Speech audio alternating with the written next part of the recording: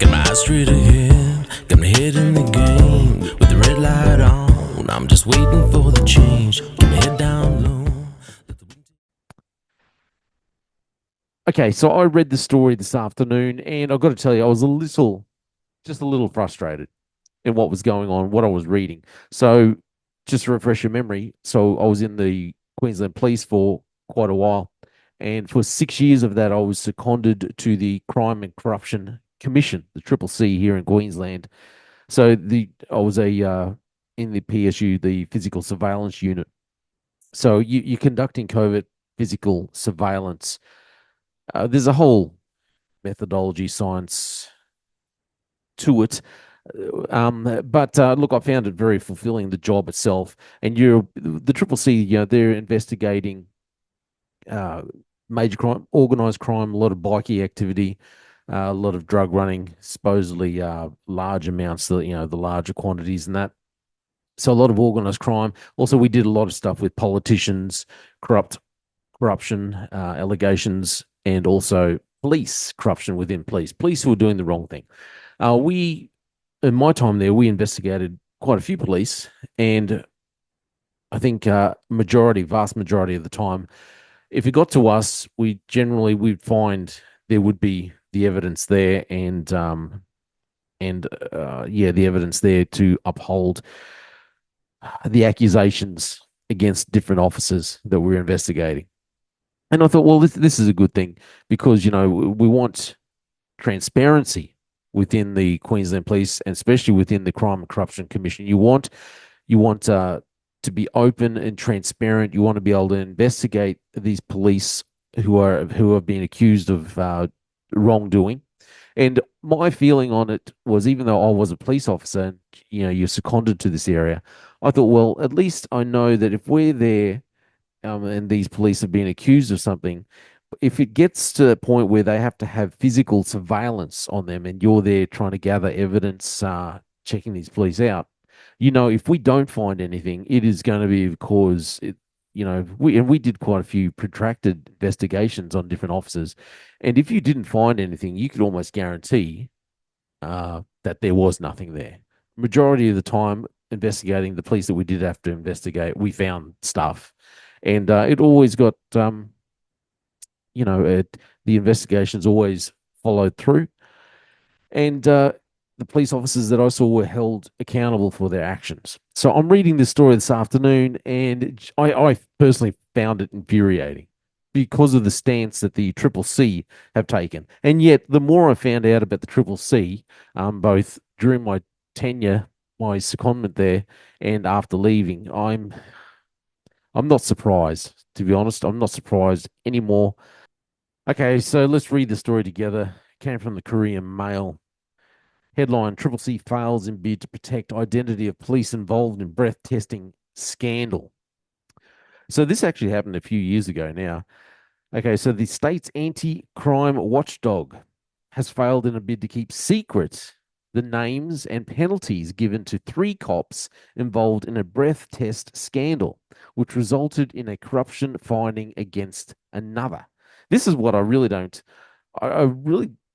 find it hard to fathom, is that Queensland Police and the Triple C, they're always talking about how they're trying to be transparent. They want to have transparency within the Queensland Police Service. And yet, when it comes to things that they're investigating, when they're investigating their own, well, it seems like they're just trying to hide it. And this is why we have the public are losing faith in the police, in the organization, because it always seems like they're trying to hide. They're trying to hide behind something. They're always having an excuse to hide behind different situations. Anyway, let's watch this short clip. Yeah, literally just came out of the pub. Yeah, okay. Finished up a glass of red and then... Yeah, so how much would you have had tonight? Yeah, I'm not sure. I probably had, a couple of glasses of red. Yep. With a meal. Yep. But and what time would you have finished that meal? Excuse me. Hello? What time did you have the last drink? I literally... Yes. We sort of said, the kids are on that needed to be picked up, so we virtually just came straight downstairs, straight into the car.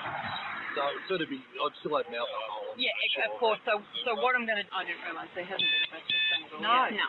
Yeah, so I reckon, it's really up to you. But what about That officer that was talking then, I'll go through it here.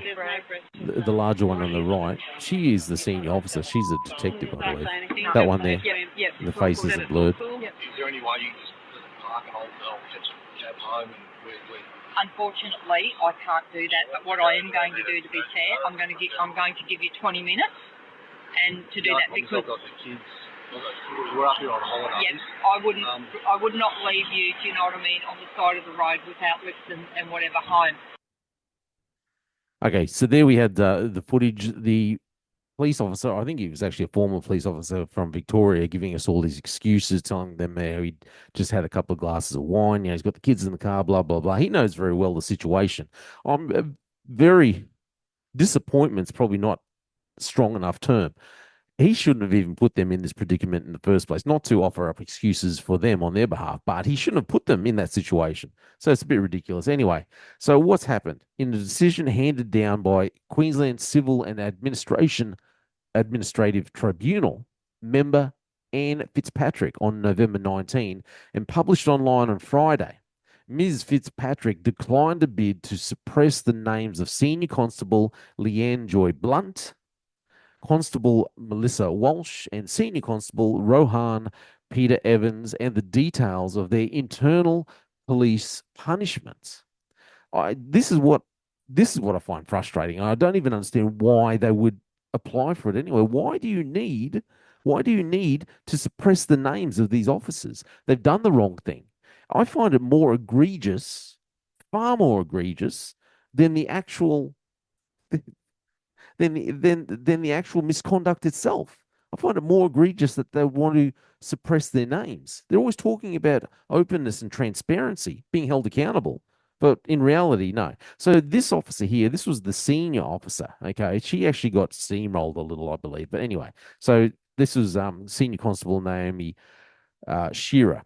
So the request to keep the names in punishment secret was made by the Crime and Corruption Commission. They're the ones that are supposed to be investigating police, making sure that everyone's held accountable, and yet they want to keep the names and punishment secret. Why? And so it was made by the Triple C and by lawyers for their senior colleague, Sunshine Coast Detective Senior Constable Naomi Khan Shearer. How do you pronounce that last name? Anyway, so that's her there. So she was a detective, okay, at the time. The pair pulled over.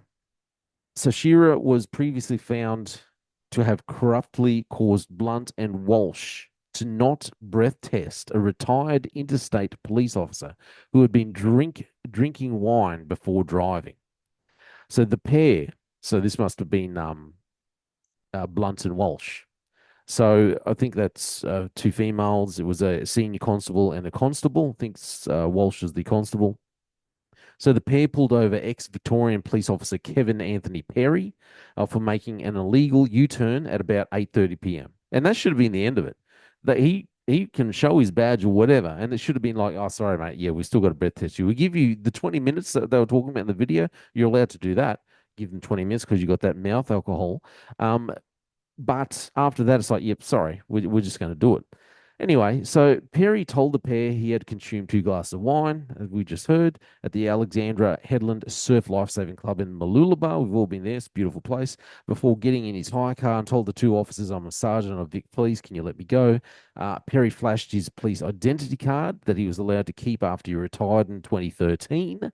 Shearer worked in the Child Protection Investigation Unit at Nambour and had an unblemished record when she and colleague, Senior Constable Rowan Peter Evans, were called to assist uniformed officers Blunt and Walsh who had pulled over Perry.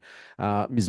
Fitzpatrick concluded that Senior Constable Blunt decided not to breathalyze Perry, and it was Miss Shearer's obligation to ensure that the breath test occurred. So you get what's happened here. The 2 uniform officers, okay, have pulled them over. Senior Constable Blunt, she decided not to. She's the one that's put this all into motion, not to. Then Shearer's pulled up. Shearer's the detective. She's pulled up and gone along with it. Yep. I think in other footage you see her actually saying, yeah, okay, who's going to get caught? Nothing's going to happen here. Instead, Ms. Shearer counseled Blunt and Walsh not to disclose the failure to test Perry to superiors in what was described as an ill-conceived comment to a colleague. He's not going to tell anyone. He's not going to tell a effing soul, Shearer said of Perry after Senior Constable Leanne Blunt asked Shearer, as shown on body-worn camera footage, but what about if he brags? Someone's asked her. He pulled his badge on me and said, I'm a sergeant of Victorian Police. Can you let me go? Junior Officer Constable Melissa Walsh told Shearer in the body-worn footage. Shearer, now 54, joined the QPS in 2003 and resigned from the service in November 10, 2021. She told the tribunal she suffers from an incurable blood cancer and works from home for Uniting Care Australia as a group facilitator, counsellor for men's behaviour change. And it goes further down. Ms. Fitzpatrick previously ruled on June 15, 2021, that Miss Shearer engaged in corrupt conduct on July 27, 2016, when she caused a breath test not to be conducted in respect of Perry. No corruption findings were made against the other 3 officers. It's a little strange, but anyway. Ms. Shearer did not contest the corruption allegation, was found to have honestly acknowledged her role in the events on 28 July 2016. And I would have thought that'd be the end of it, you know what I mean? It's not trying to justify what they did. However, I just would have thought, okay, she's copped it. You would think, okay, this will be it. Anyway, so the Triple C and Ms. Shearer's lawyer had sought a non-publication order over the identity of Blunt, Walsh, and Evans, and details of the police force's disciplinary action, which Ms. Fitzpatrick refused.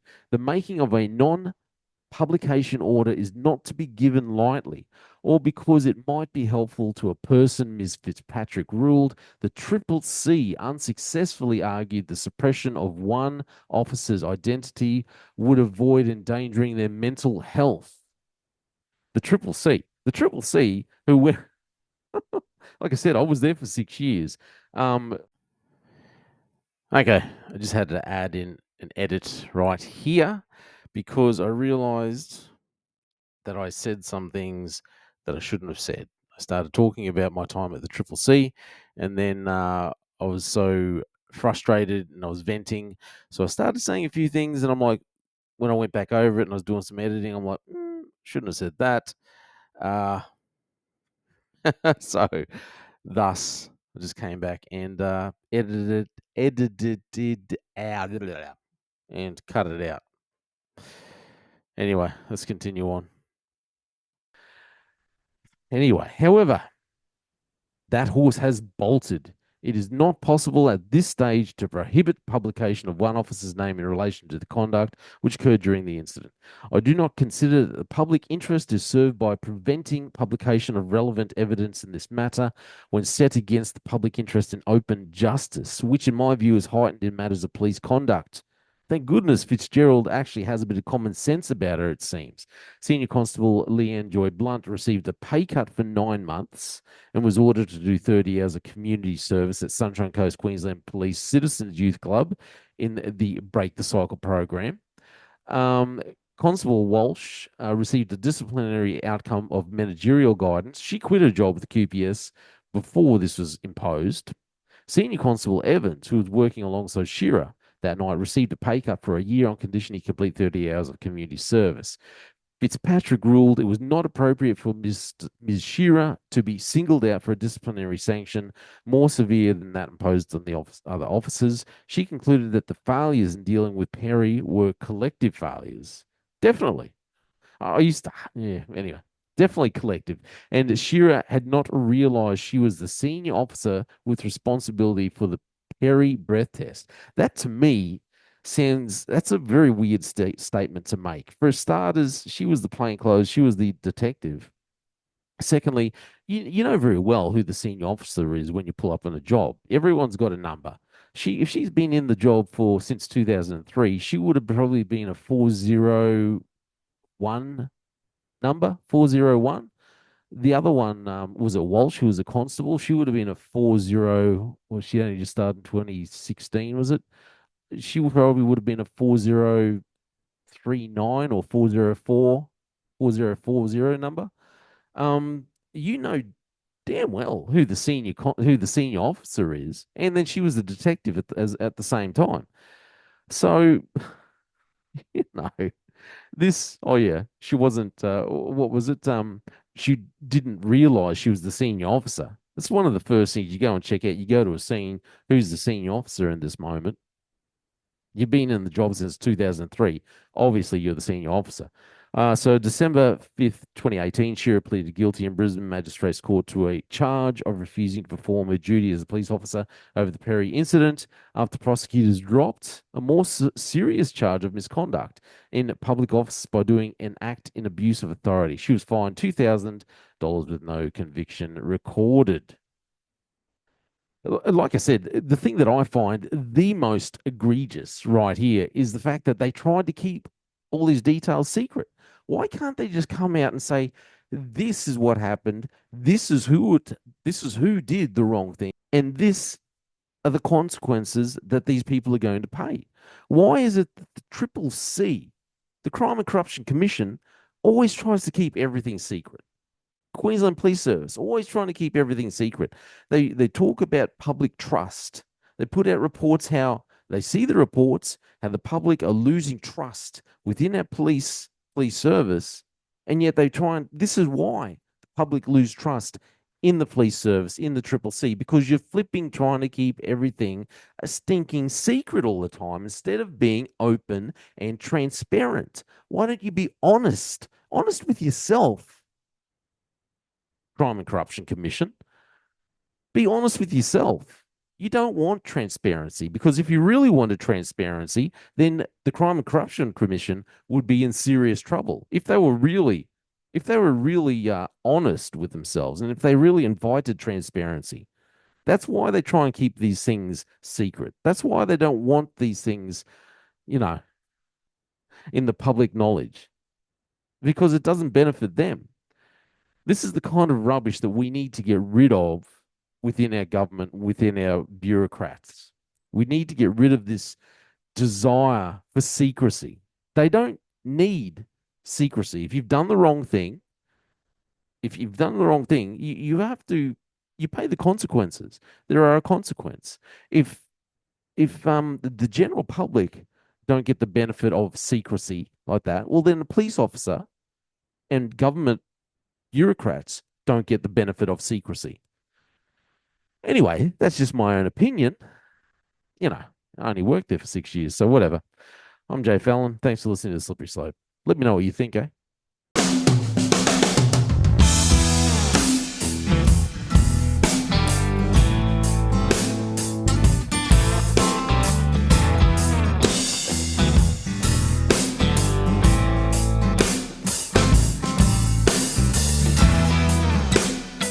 You've been on my mind. Still see the way you move. Your body shimmers in that little black dress as you walk across the room.